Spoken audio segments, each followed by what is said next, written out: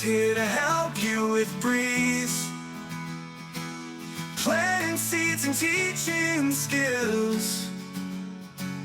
Teachers turn schoolyards to dreams. Who hates school gardens with ease? Hello, green-minded, beautiful teachers. Welcome to School Gardens with Ease. I am your host, Leila Mireskandari. Today's topic is school garden summer maintenance. This topic is on top of everyone's mind. If you have a school garden, it's obviously a top of mind topic for you since your summer has either already started or it will be starting soon. And if you still don't have a school garden, but you want to have one soon, that's also a topic that's at least lingering at the back of your mind, because with a school garden obviously comes summer maintenance, and it's a topic that comes up right away the very first time you even bring the idea up to your principal. If you want to pitch it to your principal, to your parent council, doesn't matter who needs to be approving this, the very first question almost everyone asks you is, what about summer? So I think this topic, instead of lingering at the back of your mind because you still don't have a school garden, it should actually be top of mind for you if you want to finally get that school garden of yours going and approved for next year. Before we get into it, note that I have a free guide on this topic for you in the show notes. So go ahead and download that and then follow along. So let me ask you this. What type of tasks and chores come to mind for maintaining an annual vegetable garden on school grounds during summer? And we do need to be specific because different types of gardens have different needs. And annual vegetable gardens are, in my opinion, the most needy types of gardens, and they are the most common type of garden as a school garden. So that's why we're going to be talking about this and focusing on this type of garden in this episode. Now, these are the chores that usually come to mind: watering, weeding, cleaning up, harvesting, fertilizing, pest management, and disease management. The best approach to school summer maintenance is a proactive approach. We need to be proactive in design, timing, and setup. Unfortunately, it happens way more often than I'd like to see that school gardens are, grown first, and then the planning for summer maintenance comes after. Even though it's the first question that you are asked when you pitch the school garden idea to anybody who needs to approve it, your answers are usually, parent community, is going to come and water the garden and maintain the garden. The kind and caring building manager, custodian, caretaker, has promised to do it for us. Or the worst answer that I really, really dislike is me, the teacher. I'm going to be here and I'm going to maintain the garden because, I don't know, I live close by. Don't worry about it. I pass by it every day. I don't mind to come in and do the hard work because I'm a martyr, etc., etc. This type of willy-nilly answer that rely too much on one person's kindness or dedication, or even on a group of parents, make those smart principals say no right away to the entire idea because they can smell an after-the-fact reactive type of solution from miles away. They know that relying on a teacher or, the kindness of a caretaker or even a group of parents who probably have no idea what they're doing is not smart. Because what if you get sick? And what if the caretaker says that he's going to do it, and then when he sees the garden and all the work that needs to be done, decides that he's not up for it? What if you don't get enough volunteer parents to do all of that work? Maybe you get the wrong type of people in your group. And those principals are right to have those concerns. So if you don't have a proactive, bulletproof plan for summer maintenance, your pitch could be rejected right off the bat. Now, some principals are more trusting, and even though you didn't entirely convince them about your plan for summer, they trust that you will eventually get there. And in that case, you better do, because nothing is worse than coming back to a dried up garden that is completely taken over by weeds in fall. Way too many teachers lose the faith of their administrators by underestimating summer maintenance and lose any future chance of being trusted with another growing project. But not only that, they kind of ruin it for everybody, because their failed garden is yet another example on top of the list of failed school gardens, with unfortunately a long list, which is really a long list already. And that's not even the worst part. The worst part is disappointing all of your students and proving all those naysayers right. No worries though, I'm not here to scare you. I'm here to help. I'm going to tell you how to have that proactive plan that takes care of your summer maintenance. A plan that will not only make your original pitch convincing, but also, if executed, and that's the key word, because, a very well-designed plan that's not executed is worthless, it will ensure that you and your students come back to a flourishing, producing, and unbelievably beautiful school garden in fall. Ready? Let's get to it. What you need to do is to eliminate the need for all of those chores that I already, mentioned at the beginning. The only one that you probably cannot completely eliminate is watering.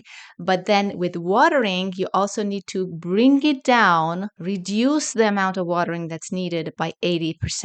And that's completely doable. Now, if it rains well during summer, then even that 20% of watering won't be needed, and you would be eliminating all of the chores. Now, can you imagine almost doing nothing all summer and coming back to an oasis of food, herbs, and seeds to harvest in fall? It might sound too good to be true, but it is not, because not only it's possible, but even it's easy. We've seen it happen countless times. The proactive work you need to do, though, needs to happen during the school year, and that is key to your success. The work itself isn't that hard either.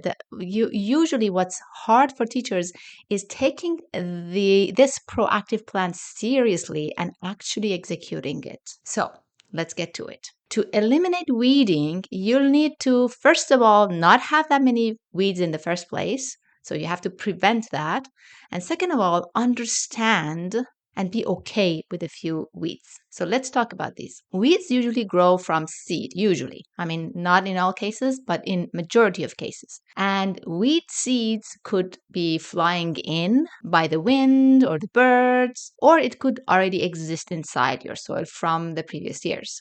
I've also seen weeds introduced by the material, the wrong type of mulch, for example. So if you use straw mulch, for example, which is a good mulch to use for a vegetable garden, because, by the way, I put this in brackets, you shouldn't be using wood chips as mulch in an annual vegetable garden. Make sure your straw is clean straw, and also it is actually straw and not hay, because hay contains seeds and it will grow all over your garden and create a weed problem. So if you're careful and you're not introducing new weeds, the weeds either fly in or are already there. Weeds, just like any other plant, need air and sunlight and space to grow, and eliminating them is as easy as making sure there is no room for them in your garden. And you do that by planting densely and in a way that all of your soil surfaces are covered with plants. There are other unnatural ways of using plastic and things like that to cover the soil as well, which are not my favorites because, first of all, you have to use plastic for that. And second of all, it's going to be, torn and then you have to replace it. And essentially you're adding to the plastic problem of this world when you can easily do that with plants. So when you transplant a tomato, for example, sprinkle some arugula or dill seeds, as an example, around the base of that tomato seedling, ensuring the ground is covered before you leave for summertime. This will not only eliminate the weeds, it will also significantly reduce water evaporation, and it also protects your soil from erosion. So essentially, it feeds three birds with the same seed, if you know what I mean, because, this is a gardening podcast. We don't want to be killing birds or any other beneficial insects of the garden. So this is how you try to don't have weeds in the first place. But then you need to understand that the difference between a weed and a flower or a vegetable is a judgment. I saw that on a mug one day and I was like, oh my God, that is so true. Weeds are not that bad. They are plants. Some of them are even edible and very good for us. They don't harm other plants as much as we've been led to believe they do. Yes, they are bad if they completely take over your garden and choke out your vegetables, but one or two of them here and there are okay to have. This is really important. You don't want your volunteers to weed because they might not know the difference between a bolting and seed producing lettuce plant or arugula plant or radish plant and a weed, because these plants change form drastically, and to an untrained eye they are completely not recognizable, and they look like weeds, and you don't want people to go and weed those out, because those are the plants you're looking forward to when you're coming back to save seeds with your students in fall. You want to explicitly actually ask your volunteers in summer to not weed. Now, next chores are cleaning up, harvesting, and fertilizing. These are very related to each other, so I'm going to talk about them together. To eliminate the need for harvesting, cleanup, and fertilizing during summer, you need to pick the right plants for a school garden. I have a free download in the show notes for you, which is my recommended list of that I recommend you grow, and which includes also the ones that I want you to avoid. So go ahead and download that. And then you want to time it so that none of your plants have fruit ripening all over the place during summertime. And all your short maturing vegetables are harvested and reseeded newly before summer comes. And your long maturing plants ripen in fall. So that timing and the right selection of plants is very, very important. You also want to avoid those plants that require lots of specific types of fertilizing during summer. One of the examples of those types of plants is broccoli. So go ahead and download that list because it's going to help you big time. This way, there will be no need for cleaning up because nothing is going to be, ripening and falling and rotting and attracting rodents and stuff like that. There's no need for harvesting because everything that needed to be harvested was planned, timed very well, and you already harvested them and left.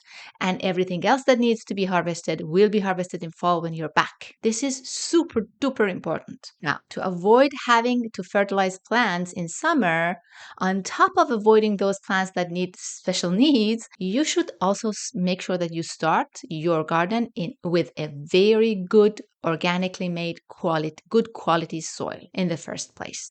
This also ensures having strong plants, which reduces the pest and disease problems. Now, speaking of pest and disease, what should you do to eliminate those chances? First of all, good quality rich soil, as I just mentioned. Second of all, plant organic heirloom seeds and get them from reliable sources. Don't go to your pantry or to your grandma's seeds drawer and then pick out whatever you see, because those seeds might be old, they might have been damaged, they might not be reliable.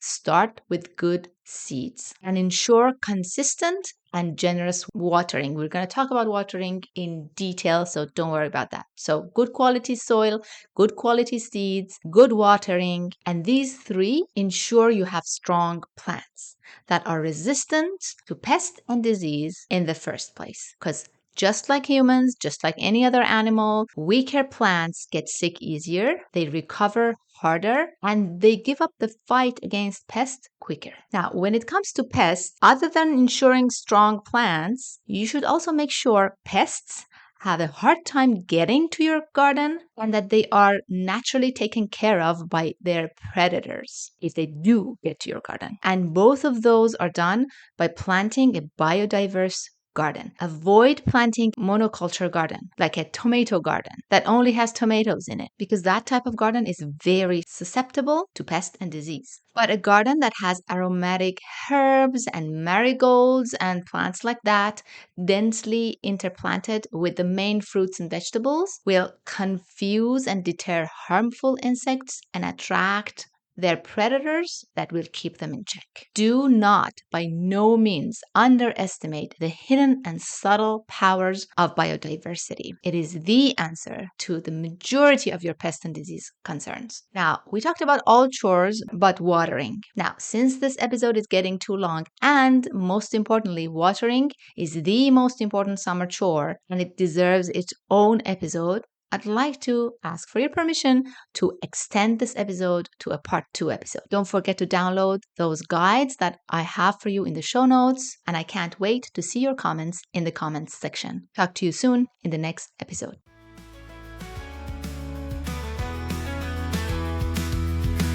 You've listened to the entire episode, and for that, I want to thank you from the bottom of my heart. I hope you enjoyed it, and if you did, please leave me a review on Apple Podcasts and Spotify. And please share this episode with other teachers who might be interested in this topic. See you next week for a new episode.